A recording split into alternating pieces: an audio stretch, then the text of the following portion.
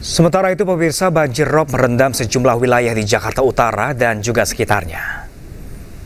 Kamis 04 Desember 2025 pada ketinggian 0904 izin melaporkan komandan dari area jalur Marina. Kawasan wisata Ancol menjadi salah satu wilayah terdampak banjir rob. Banjir akibat rob. Kawasan Ancol yang terdampak adalah kawasan dermaga Marina.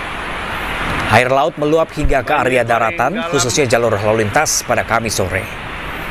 Gubernur Jakarta Pramono Anung telah mengingatkan potensi banjir rob di Jakarta Utara. Sudah kita tutup. Puncak banjir rob diprediksi hari ini. Putar balikan untuk kendaraannya. Memang sekarang ini sedang terjadi mulai dari kemarin, hari ini, dan besok tanggal 5, puncaknya adalah tanggal 5 dan setelah itu akan mengalami penurunan.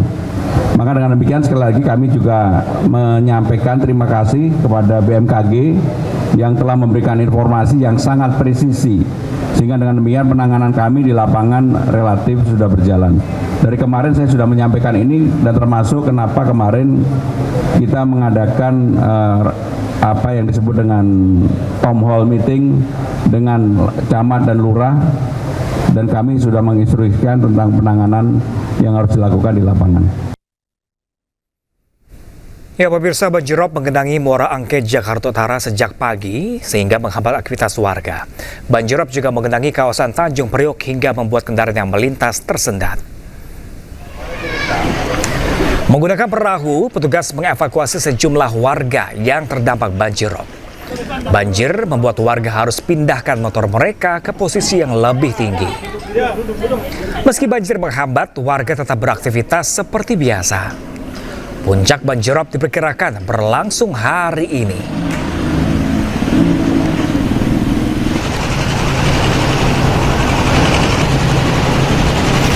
Banjir rob yang menggenangi Jalan RE Marta Dinata Tanjung Priok, Jakarta Utara membuat laju kendaraan terhambat. Ketinggian air yang mencapai hingga 40 cm membuat kendaraan yang melintas harus berjalan lambat. Banjir rob yang dipicu pasang air laut puncaknya akan berlangsung hari ini hingga diperkirakan ketinggian banjir bisa bertambah.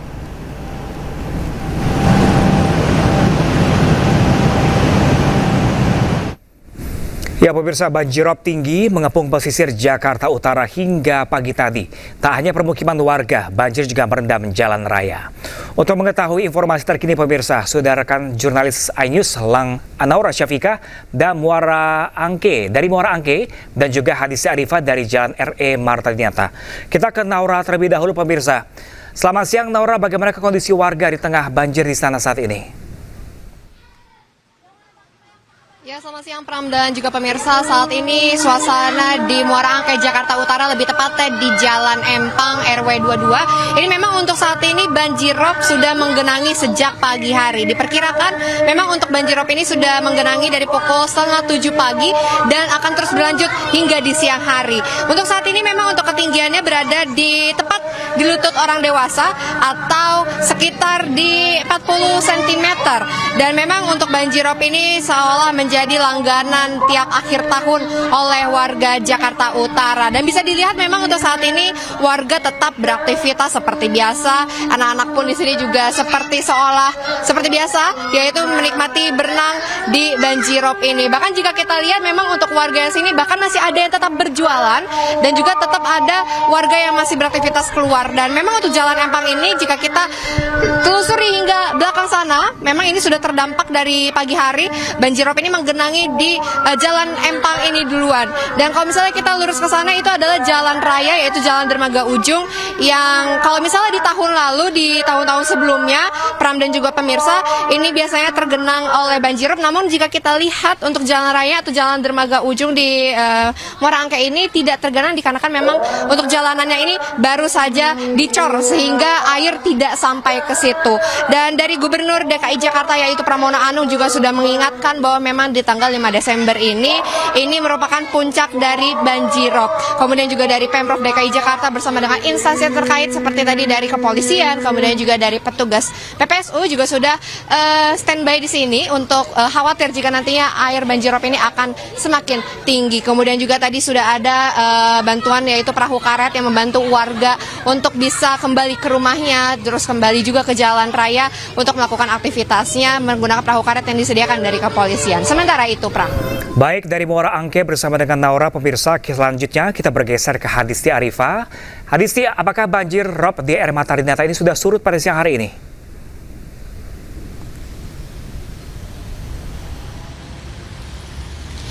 Ya, Pram dan juga pemirsa, hingga siang hari ini secara perlahan banjir yang menggenangi ruas jalan RE Marta Dinata Tanjung Priok tepatnya di depan Jakarta International Stadium ini sudah mulai surut secara perlahan. Namun meski begitu dapat dilihat, Pram dan juga pemirsa, di belakang saya itu masih terlihat genangan banjir masih cukup tinggi, di mana kalau dari pantauan kami untuk kisaran ketinggian banjir pada siang hari ini sekitar 30 hingga 40 cm. Dan dengan ketinggian tersebut membuat laju kendaraan di ruas jalan RE Marta Dinata ini cukup tersendat meskipun masih tetap dapat dilalui baik itu kendaraan roda 2 maupun juga roda 4. Bahkan di sini juga kendaraan muatan besar ini juga terlihat berlalu lalang di ruas jalan RE Marta Dinata ini. Dan kalau memang dari BMKG kita mengutip informasi, banjirop memang diprediksi terjadi puncaknya pada hari ini, di mana memang untuk banjirop ini sudah terjadi beberapa hari belakangan ini dan memang sudah menjadi langganan di kawasan ini setiap tahunnya. Selain dari tingginya curah hujan, banjirop ini juga disebabkan oleh luapan air laut.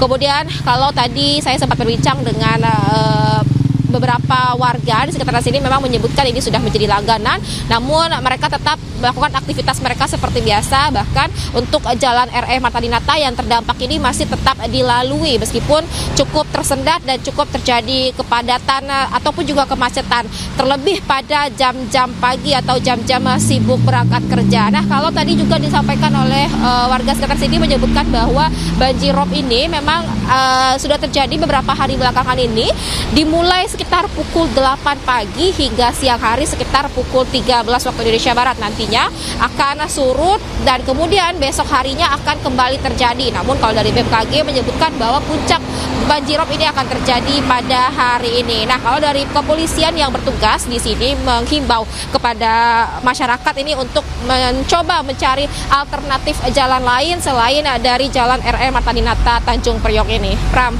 Baik, melaporkan langsung dari sejumlah titik banjirop di Jakarta Utara, pemirsa, rekan kami tadi Hadisti Arifa dan juga Naura Syafika. Terima kasih dan selamat bertugas kembali rekan-rekan. Ya, pemirsa, tebing di area pembangkit listrik tenaga air Sipulak, Humbang, Hasundutan, Sumatera Barat longsor. Peristiwa ini membuat aliran sungai Aek Sirahar tertutup total. Yus. Tuan.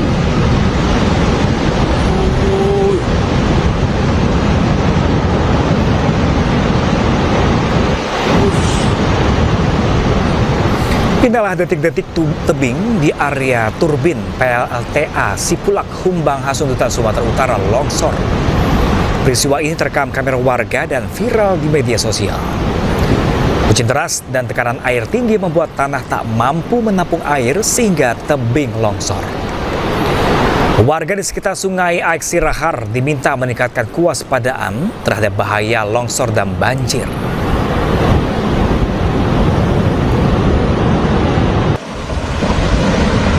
Yus. Tuan.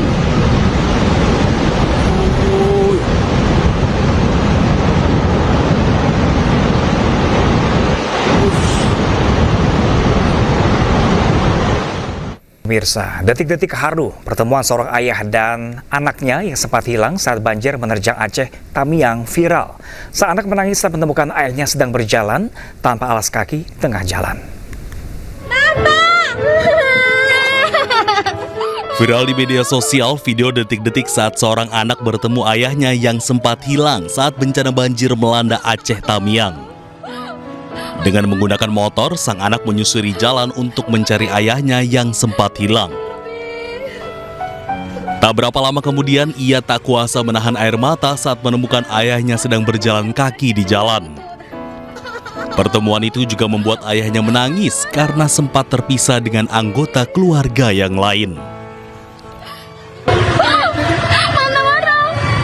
Di rumah. Udah makan? Ya Allah ya Rabbi.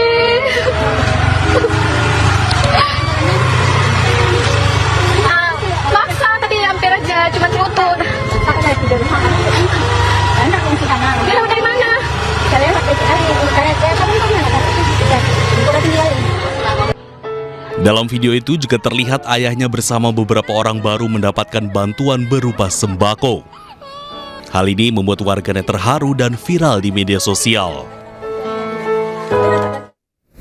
Sementara pasca banjir bandang, lebih dari sepekan lalu pemirsa sejumlah gedung perkantoran di kota Langsa, Aceh masih tertutup lumpur. Hingga kini seluruh pelayanan publik pun masih terhambat. Tumpukan lumpur terlihat memenuhi halaman dan ruang-ruang kantor milik pemerintah, termasuk kantor Kementerian Agama, Polres Langsa, Kejaksaan hingga kantor Satpol PP. Selain lumpur, berbagai peralatan elektronik seperti komputer dan dokumen penting rusak akibat terendam banjir. Sejumlah peralatan gedung perkantoran milik pemerintah Kota Langsa masih dipenuhi terkubur lumpur sisa banjir yang terjadi lebih dari sepekan lalu. Sejumlah petugas masih terus melakukan pembersihan secara manual. Hingga saat ini seluruh layanan publik di beberapa kantor pemerintahan terpaksa dihentikan.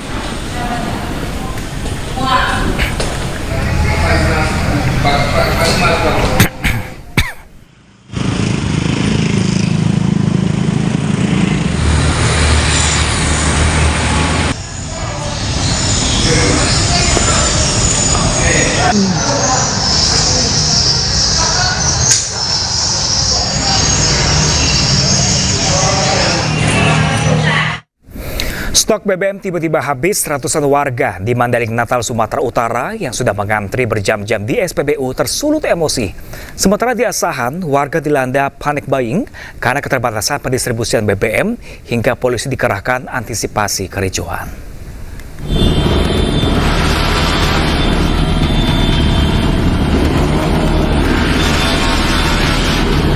Kesal karena tak kebagian jatah BBM meski telah mengantri sejak siang. Ratusan warga di Mandailing Natal, Sumatera Utara marah dengan cara menggeber-geber knalpot dan membunyikan klakson kendaraannya. Meski tak sampai berbuat anarkis, kekesalan warga sempat mereka luapkan ke petugas SPBU dengan kata-kata kasar.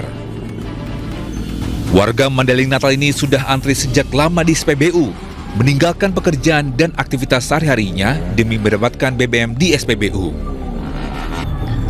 Meski pasukan mulai datang dari Depo Pertamina Dumai dan Teluk Kabung, Sumatera Barat, namun kuotanya dikurangi dari kebutuhan normal. Keterbatasan pendistribusian BBM di sejumlah SPBU di seputaran kota Kisaran, Asahan, Sumatera Utara membuat warga panik buying. Bahkan seorang driver online ini terpaksa mendorong motornya karena kehabisan bahan bakar. Sepanjang jalan sudah tidak ditemukan penjual BBM eceran. Keterbatasan pasokan BBM membuat warga kesulitan beraktivitas. Kelangkaan minyak hampir di setiap sudut kota tidak ada penjual minyak eceran. Akhirnya masyarakat berbondong-bondong ke Pertamina lah, SPBU terdekat, sehingga menimbulkan antrian yang sangat panjang.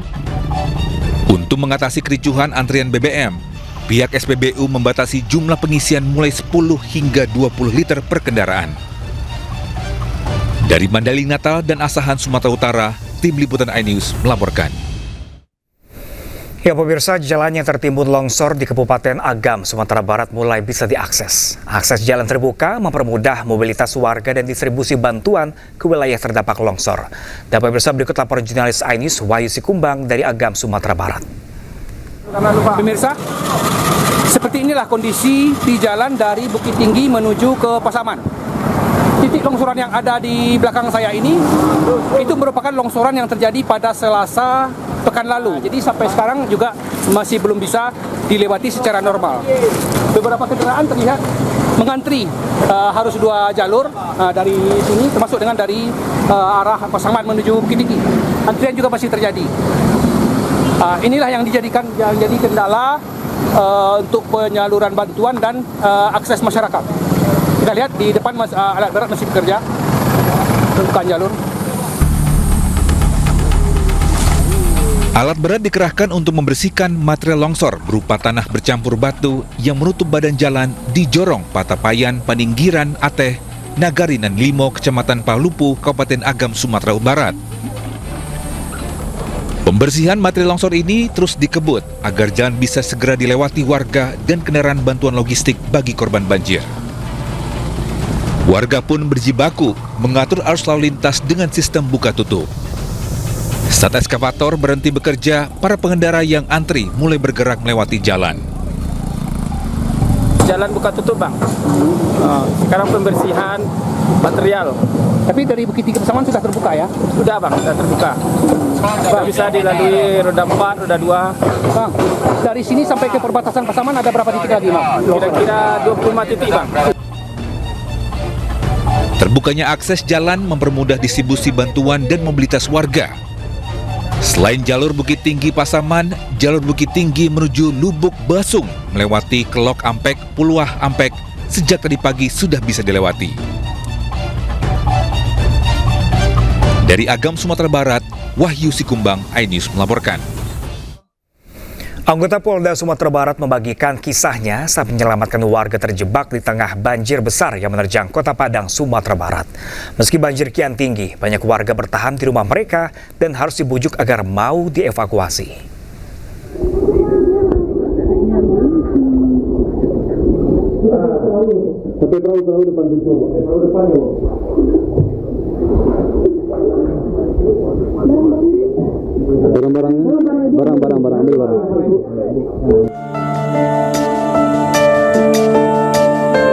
Ibda Ferry Hardinsyah, anggota Polda Sumatera Barat, berjibaku menerjang banjir untuk mengevakuasi warga yang terjebak pada akhir November lalu.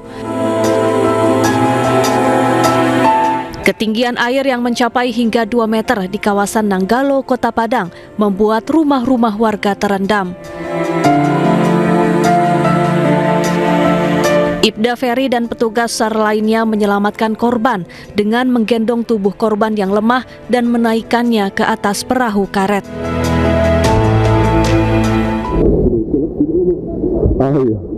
Banyak batu.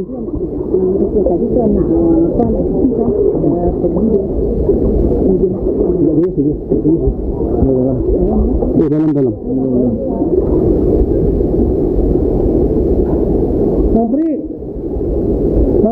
Pak Babin. Jadi ketika itu kami mendapatkan informasi dari salah satu warga ada 2 orang suami istri yang belum dievakuasi karena menolak dievakuasi. Jadi saya bersama tim dari Humas dan Kapolsek Nanggalo mencoba turun untuk merayu, membujuk sepasang suami istri tersebut supaya mau dievakuasi. Awalnya beliau bersikeras tidak mau. Jadi setelah dibujuk sama Kapolsek Nanggalo, akhirnya ibu itu akhirnya mau kita evakuasi ke posko. Kini banjir di beberapa daerah di Kota Padang sudah mulai surut, namun masih banyak korban hilang yang belum ditemukan. Dari Padang, Sumatera Barat, Budi Sunandar, iNews melaporkan. Viral di media sosial, pemirsa, ibu-ibu korban banjir memprotes keras aparat kelurahan yang membagikan bantuan. Ia mengaku kesal karena tak kunjung mendapat bantuan dan menuding penyaluran bantuan tidak merata.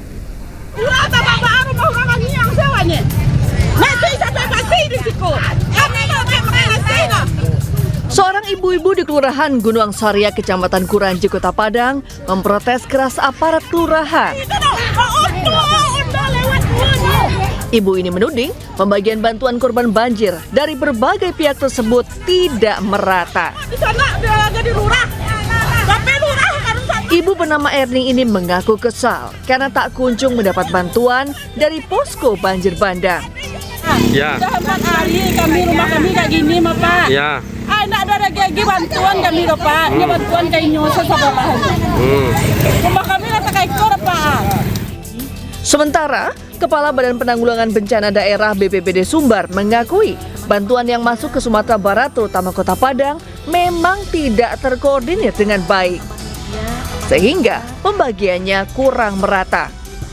Pada seluruh pihak yang akan menyalurkan bantuan kepada masyarakat yang terdampak bencana banjir dan longsor ini agar mengkonfirmasi ke posko setempat sehingga nanti bisa diarahkan mana lokasi-lokasi yang membutuhkan logistik dan bantuan-bantuan tertentu.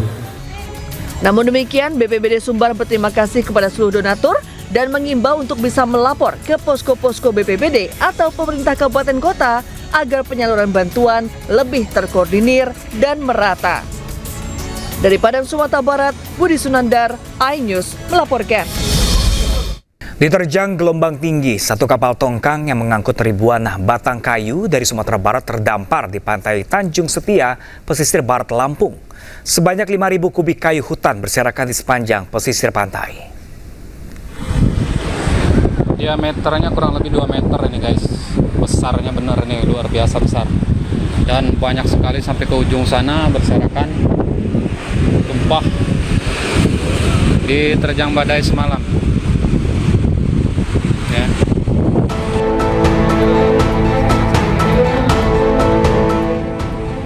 Satu kapal tongkang kandas di perairan Tanjung Setia, pesisir barat Lampung, usai diterjang ombak tinggi dan angin kencang. Dan warga sekitar yang menyelamatkan perahu-perahu di sekitaran sini karena biasanya perahu-perahu diikat di sekitaran pantai sini ya teman-teman ya. Jadi beruntung mereka mengetahui saat terjadi tumpahnya kayu-kayu ini dan mereka menyelamatkan perahu masing-masing. Sebelumnya, kapal tongkang yang bertolak dari Sumatera Barat pada 2 November lalu ini hilang kendali akibat cuaca ekstrim. Ditambah tali pengikat kapal diduga ikut terlilit, memperparah situasi hingga kapal terdampar. Kapal yang membawa sekitar 4.800 kubik kayu ini mendadak menjadi perbincangan, menyusul ramainya isu kayu gelondongan saat banjir melanda Aceh, Sumatera Utara, dan Sumatera Barat. Polisi telah memeriksa 3 anak buah kapal untuk menyelidiki penyebab insiden ini. Pihak aparat kepolisian sudah mengambil langkah-langkah dan tindakan karena di dalam kapal itu juga sudah diambil keterangan dari ABK, ada 3 orang di situ ya, sebulan yang lalu ya, pada tanggal 6 November terjadi kejadian seperti itu. Kalau kondisi kan sekarang kayunya udah keluar kemana-mana Bu? Untuk saat ini masih ditangani oleh pesisir barat dan Pol Air ya. Hingga kini, kapal beserta muatan kayu meranti merah, kayu kruing, dan kayu meranti putih masih terdampar di pantai Tanjung Setia, menunggu proses penanganan lanjutan. Dari pesisir barat dan Bandar Lampung, Andres Afandi, iNews melaporkan.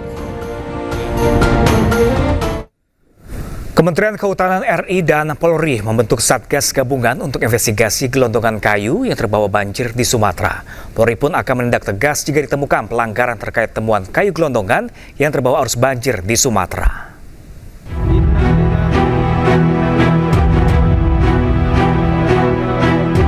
Kementerian Kehutanan dan Polri telah menandatangani MOU untuk menginvestigasi bersama asal-usul kayu gelondongan yang terbawa arus banjir di Sumatera. Dalam waktu 24 jam. Menteri Kehutanan Raja Juli Antoni juga menyebut jajaran Kemenhut telah lakukan penyusuran untuk mengetahui titik awal asal kayu. Kementerian Kehutanan dan Kepolisian Negara Republik Indonesia sudah ada MOU yang ditandatangani, Memorandum of Understanding, di mana kami sepakat untuk sama-sama kami minta bantuan kepada Kapolri untuk menjaga hutan kita. Kami sudah ada data-data awal melalui penerbangan drone ya ke daerah-daerah terdampak, dan juga ada teknologi namanya AICO untuk melihat semacam apa namanya anatomi kayu ya, yang mudah-mudahan ini bisa menjadi indikasi awal di mana asal muasal kayu itu berada. Sementara itu, Kapolri Jenderal Listio Sigit Prabowo menyatakan siap memproses hukum jika ditemukan pelanggaran dalam peristiwa tersebut.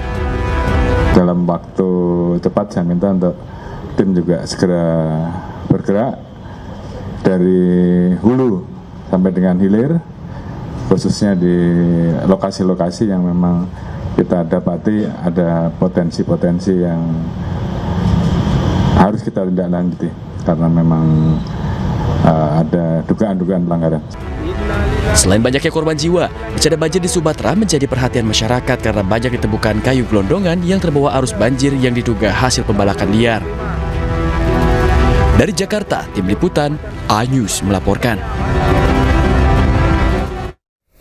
Komisi 4 DPR RI menyoroti banyaknya temuan kayu gelondongan di lokasi banjir dan longsor di Sumatera saat rapat dengar pendapat antar Komisi 6 dengan Kementerian Kehutanan.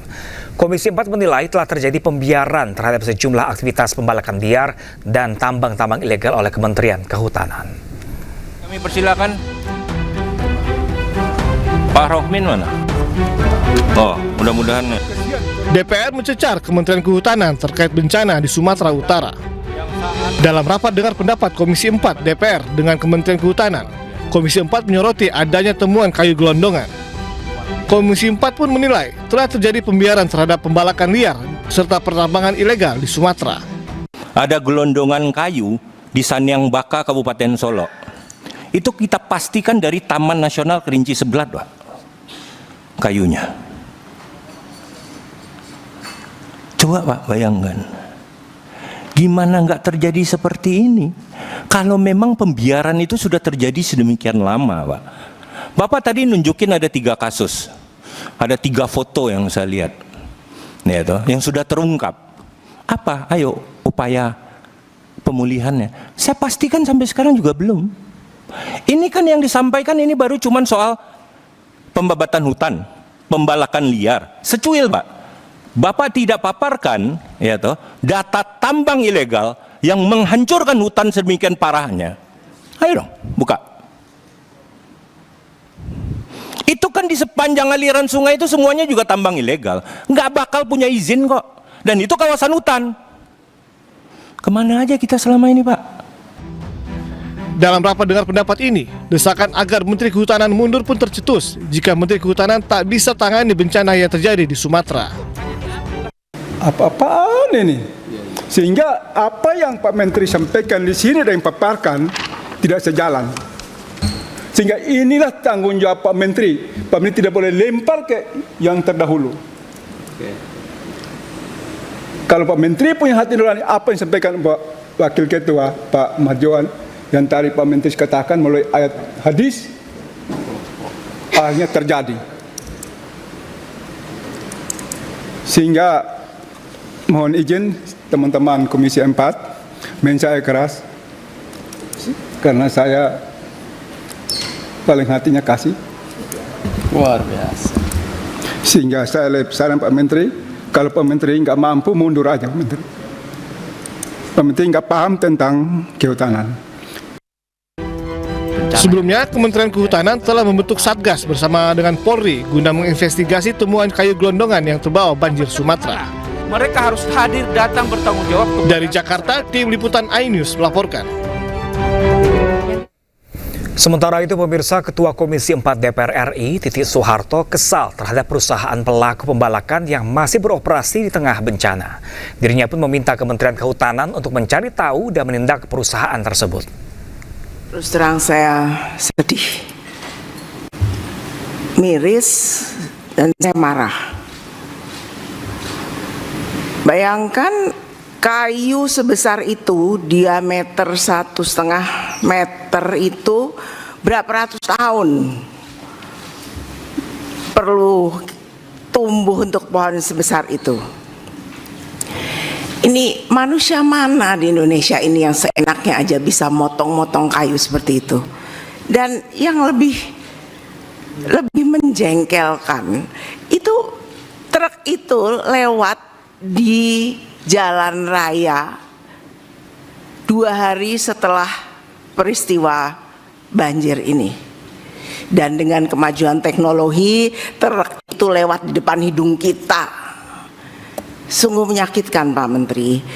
Ini suatu, kalau orang Jawa bilang ngece. Apa ngece? Ngejek, mengejek tuh ya. Perusahaan ini ngejek gitu. Di baru kita kena bencana, dia lewat di depan muka kita. Ini suatu suatu hal yang menyakitkan dan menghina rakyat Indonesia. Saya minta kepada Pak Menteri untuk cari tahu siapa perusahaan itu dan tolong jangan ada pohon-pohon besar lagi yang ditebangin. Ada sekitar 20 perusahaan dengan luas sekitar 750.000 hektar ya. yang nanti akan saya cabut izinnya. Selain dari itu, tadi saya sudah sampaikan juga, khusus untuk yang tadi 750.000 itu se-Indonesia, termasuk di 3 provinsi terdampak banjir. Berikutnya, kami sudah mengidentifikasi ada 12 subjek hukum perusahaan yang terindikasi, sekali lagi terindikasi, berkontribusi terhadap banjir. Dan oleh karena itu dari kemarin Gakum kami sudah berada di lokasi, dan saya kira dalam 1-2 hari ke depan sudah ada penegakan hukum. Roy Suryo Ces melaporkan Ketua Jokowi Mania Andi Azwan dan ahli polisi Joshua Sinambela ke Polda Metro Jaya. Aduan ini terkait scan ijazah Jokowi. Assalamualaikum warahmatullahi wabarakatuh. Roy Suryo CS menduga bahwa Andi Azwan dan Joshua Sinambela melakukan kejahatan editing data elektronik, manipulasi data elektronik, dan mengedarkan pemberitahuan bohong yang diduga melanggar Undang-Undang ITE. Pihaknya juga mengungkapkan sudah menyiapkan sejumlah barang bukti mulai dari video, screenshot, dan dokumen pendukung seperti dokumen ijazah pembanding di tahun 1985. Begini, apa yang dilakukan saudara AA dan dibantu oleh orang yang mengaku ahli digital forensik, ya, saudara JS itu yang malam hari itu dia berdebat malam dengan AA di acara itu, malah yang aku ahli itu saya, jadi dia gugup sekali, saya tidak tahu file ini. Padahal AA itu mengatakan filenya dari dia, dan apa yang dilakukan oleh yang mengaku ahli itu, dia mengatakan dengan lantang, saya punya scan asli dan ditunjukkan pada YouTube pada saat DF Talk, ya, Digital Forensic Talk. Jadi itu juga nggak benar, nggak boleh, kata ahli hukum kita, Pak Sang Haji, seorang ahli membocorkan. Kapolri Jenderal Polisi Listio Sigit terima audiensi pimpinan Komisi Informasi Pusat Republik Indonesia di Mabes Polri Jakarta. Audiensi terkait implementasi keterbukaan informasi publik di tubuh Polri. Pimpinan Komisi Informasi Pusat Republik Indonesia mendatangi gedung Rupatama Mabes Polri Jakarta. Kedatangan pimpinan KIP dalam rangka audiensi dengan Kapolri. Ketua Komisi Informasi Pusat Doni Yusgiantoro mengungkapkan audiensi ini terkait implementasi keterbukaan informasi publik di tubuh Polri. Selain itu, KIP juga memiliki tugas memberikan petunjuk teknis standar layanan informasi publik. Komisi Informasi Pusat Republik Indonesia, kami dari Komisi Informasi Pusat Republik Indonesia baru saja bertemu dengan Kepala Kepolisian Republik Indonesia, Pak Kapolri, terkait dengan implementasi keterbukaan informasi publik. Ya. Karena lembaga kami, Komisi Informasi Pusat ini, sesuai dengan amanat Undang-Undang 14 2008, kami wajib melihat implementasi keterbukaan informasi publik di badan publik. Ya. Tugas daripada Komisi Informasi ini memberikan petunjuk teknis standar layanan informasi publik. Untuk itu kami melihat implementasinya. Dan Polri ini menjadi salah satu badan publik klaster lembaga pemerintah non-kementerian yang kami lihat. Selama ini yang kami lihat pencapaian Polri cukup baik. Tahun 2022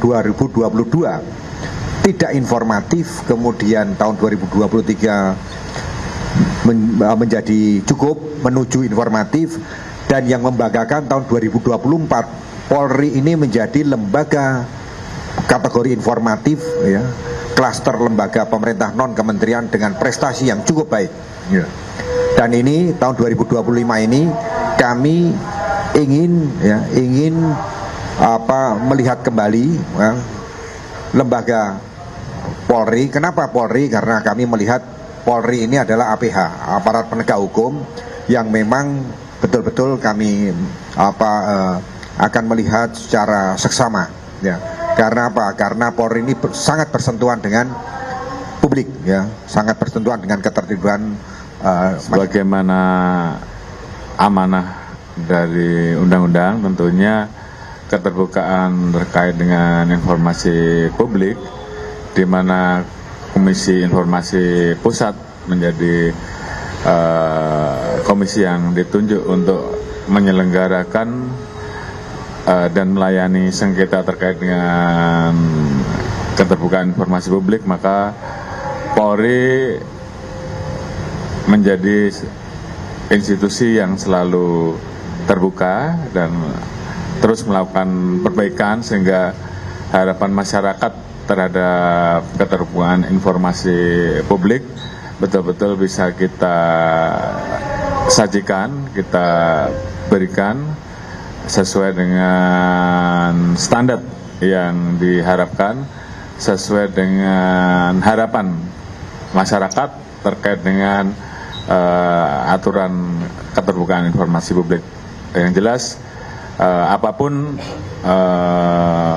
hasilnya, kami terus akan melakukan perbaikan dan evaluasi untuk menuju apa yang diwajibkan, apa yang diharuskan, dan apa yang menjadi harapan bagi masyarakat. Sekali lagi, terima kasih kepada pimpinan Komisi Informasi Pusat dan seluruh komisioner yang telah berkenan hadir, berkenan meninjau institusi Polri sebagai salah satu institusi yang tentunya memang selama ini cukup menarik dan menjadi sorotan publik, dan saya kira kami terima kasih atas masukan dan saran-sarannya.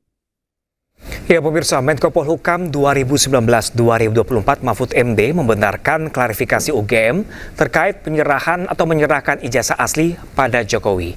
Mahfud MD menyebut segala hal yang berkaitan dengan ijazah Jokowi bukan lagi tanggung jawab UGM, melainkan harus dibuktikan di pengadilan.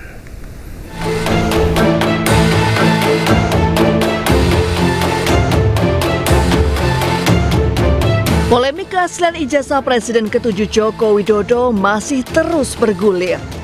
Rektor UGM kembali menegaskan bahwa Jokowi merupakan lulusan UGM dan telah menyerahkan ijazah asli Fakultas Kehutanan kepada Presiden ke-7 RI tersebut. Menko Polhukam 2019-2024 Mahfud MD pun menyebut langkah UGM ini sudah benar. Pernyataan butir 7 dari Bu 9 Ova butir. itu menurut saya itu satu pernyataan yang tepat. Apa Pak? Untuk melemparkan itu ya sudah, selesaikan pengadilan aja. Kami sudah mengaku ini, mengeluarkan gitu. Lalu pengadilan, silakan pengadilan. Menurut saya ini tepat sekali karena dia mengatakan kami ini UGM sudah mengeluarkan ijazah untuk Jokowi. Adapun ijazah itu digunakan oleh Jokowi untuk apa atau digunakan oleh orang lain yang mengaku Jokowi, itu bukan tanggung jawab UGM, kan gitu kan? Yang ingin dibuktikan oleh Roy dan sebagainya itu kan bukan Jokowi itu yang punya ijazah, gitu kan?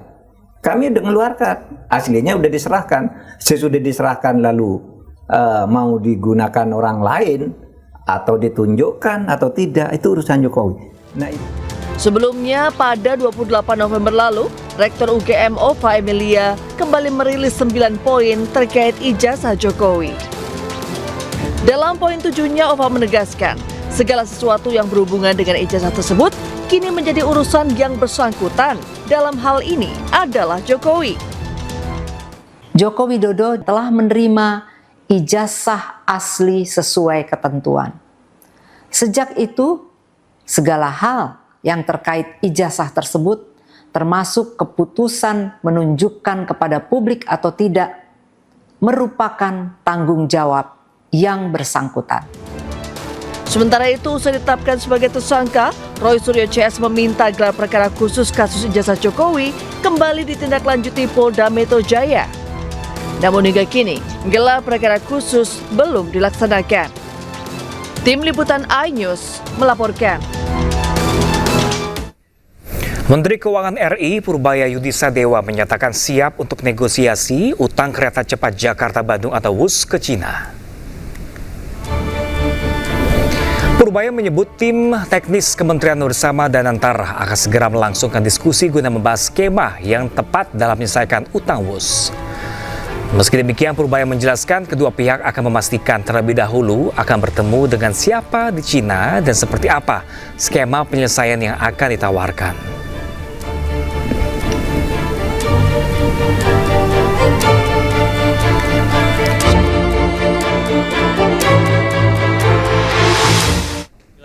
Cuman kita belum saya bilang begini, saya nggak tahu di Cina ketemu siapa. China Development, apa NDRC-nya. Nanti kalau udah clear ketemu siapa dan skemanya seperti apa, baru kita ke China. Kalau nggak saya bingung ke China ketemu siapa, nggak jelas.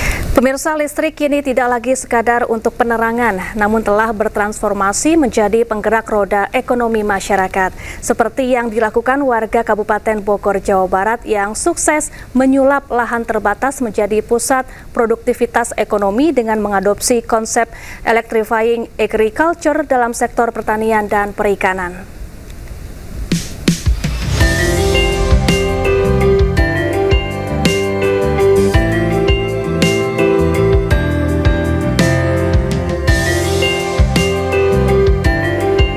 Listrik kini tidak lagi sekadar untuk penerangan, namun telah bertransformasi menjadi penggerak roda ekonomi masyarakat. Seperti yang dilakukan warga Desa Tanjung Udik, Kecamatan Gunung Putri, Kabupaten Bogor, Jawa Barat. Sepintas tidak ada yang berbeda dengan desa lain pada umumnya. Namun ternyata desa ini sudah bertransformasi menjadi pusat edukasi dan ekonomi mandiri.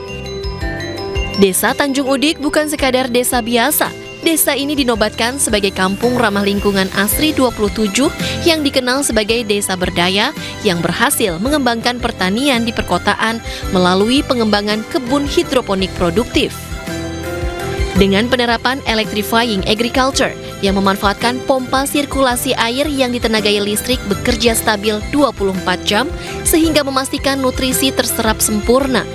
Penerapan sistem ini menghasilkan sayuran yang lebih berkualitas, bersih, dan memiliki nilai jual lebih tinggi dibandingkan pertanian konvensional. Begitu juga ada tambahan dari greenhouse ya, juga hidroponik dan bioblok, dan tentunya ini sangat bermanfaat bagi kami, bagi warga sekitar juga, karena dari sisi ekonomi ada peningkatan dari keuntungan hasil panen dan yang lainnya, juga ada dari kontribusi sosial, itu menambah semangat kami dalam mengelola lingkungan di lingkungan kami.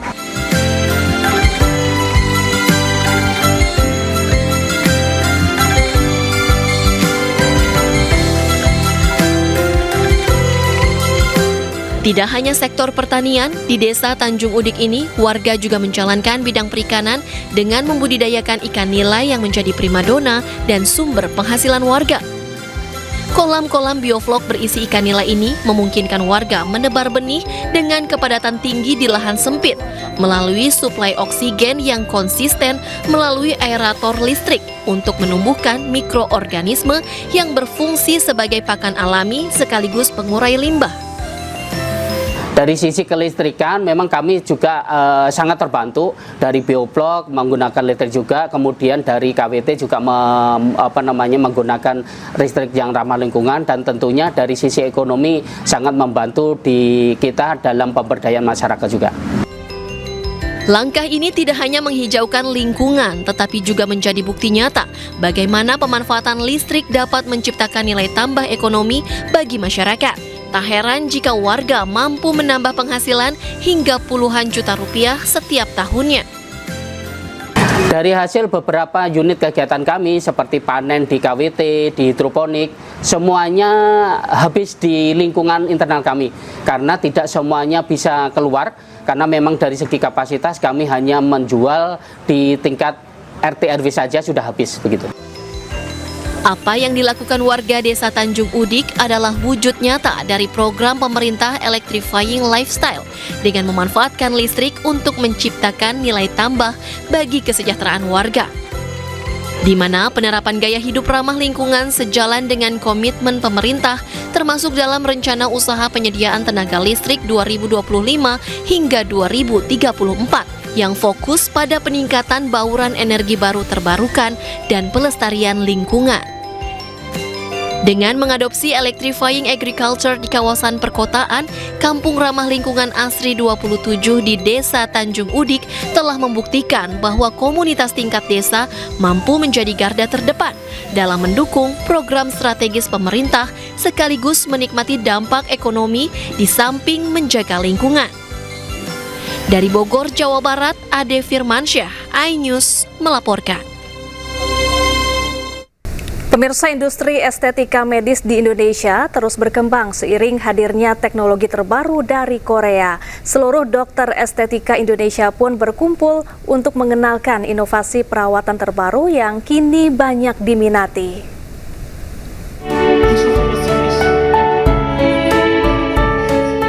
Treatment Volformer merupakan kombinasi volumer dan ultravolumer MPT. Teknologi ini dirancang untuk membantu menghadirkan tampilan yang lebih kencang dan terkontur, memberikan pengalaman perawatan non-invasif dengan downtime yang minimal. Perawatan ini dapat digunakan untuk pasien usia 20 hingga 70 tahun dengan hasil yang dinilai memuaskan. Banyak pasien menginginkan perawatan tanpa rasa sakit. Volformer menawarkan kenyamanan dengan masa pemulihan kurang dari 1 hari.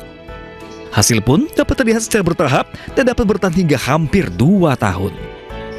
Volumer dan ultravolumer MPT ini kan dia tuh produsennya klasis dari Korea. Jadi selain memberikan hasil yang baik, mereka tuh sangat mementingkan user experience. Dalam artian dokternya ngerjainnya gampang dan pasiennya juga sangat minimal sakit. Terus downtime-nya tuh paling nggak nyampe sehari sih. Jadi memang pasien in and out, datang langsung dapat hasil instan, tapi hasil akan terus membaik hingga bisa bertahan sampai hampir 2 tahun. It's like a sculpting. It's like a sculpting in a very comfortable and very convenient way. So every patient of mine, they all love it, and I love it too. What is the average age for your patient? Oh, it's getting younger and younger. Usually we started treatment for the middle-aged group, but I think that the prevention is now considered as a much more superior than the reversal, which is much easier way. So I think the prejuvenation called some of the preventive kind of concept is always they already spreading all around, so getting younger. Yeah. Melalui Classes User Meeting ini, Haju Medical Indonesia mempertemukan dokter estetik, di mana para peserta pun berkesempatan mencoba langsung perangkat teknologi yang ditampilkan selama acara. Dari Tangerang, Banten, Indra Utomo, Ahmad Putra, iNews melaporkan. Pemirsa, Kementerian UMKM menggelar dialog perlindungan dan pemulihan UMKM bersama ratusan pelaku UMKM di Mandailing Natal, Sumatera Utara. Di hadapan para peserta, Kementerian UMKM berkomitmen membantu para pelaku UMKM mendapatkan kemudahan modal usaha, terutama bagi mereka yang baru saja tertimpa musibah bencana alam.